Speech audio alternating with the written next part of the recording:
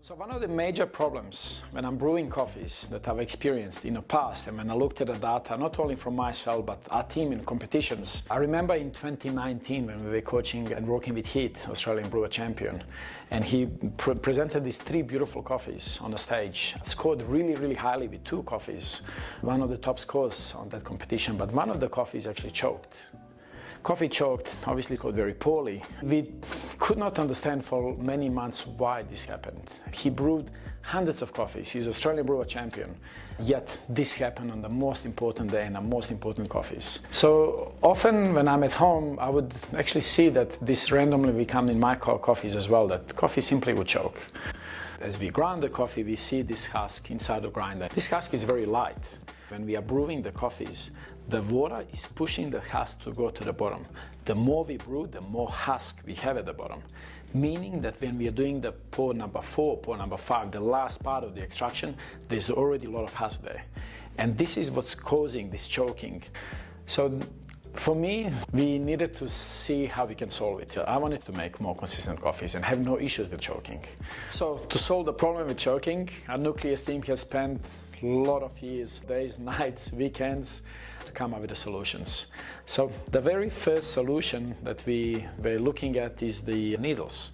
We were looking at the different quality of needles, different size, different shape, different thickness, in order to find a material that will not only help us to distribute the coffee nice and even, but more importantly, that's going to give us this static lift of this husk that we have in a wash coffee or natural coffee, or all of the non-soluble light materials that we have in there.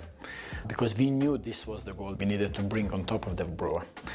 I'm really excited that after so many years, we actually introduced this needle to the world, titanium nitrate coating.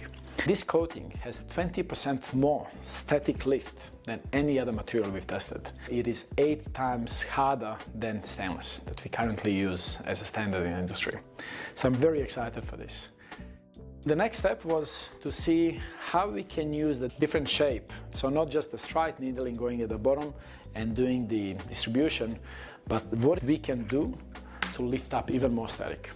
This is when Sam Corr's brilliant idea came to the place. He was so passionate about it, I feel that he imagined this working without testing it. We all know his wonderful coffee brain, wonderful brewer.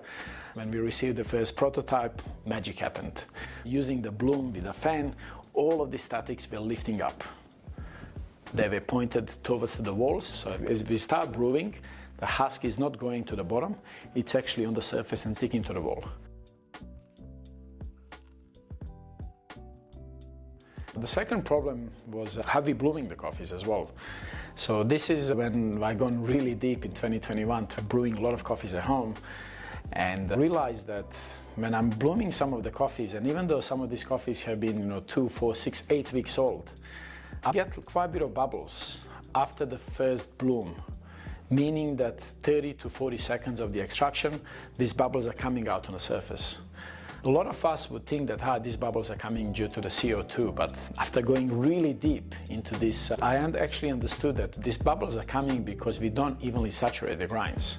So when we do the bloom, if it's V60, we might have some of these dry pockets of the coffee that simply do not reach the water because water would go where there's the least amount of resistance. We simply do not get to that dry pocket within sufficient time. And then 15 to 20 to 30 seconds later, we start seeing these bubbles. We need to avoid that. So this was another issue that I wanted to make sure that when we are brewing coffees, we have consistency of the bloom as well as the pouring. My first tool was actually using the finger, just placing the finger in the middle of the V60 and actually seeing the differences. Then we started using the different tips, different shapes of the tips, different materials as well, and different sizes. And this is where we came up with this tip. We've done a lot of R&D, Angus, Mackie, myself, Sam, Jerome, all of our Nucleus team, plus people that have supported us as well outside of the Nucleus are beta testers. And we came up with this particular shape because this is what gave us a most consistent result, whether we are working with the V60s or UFOs, that's a little bit wider.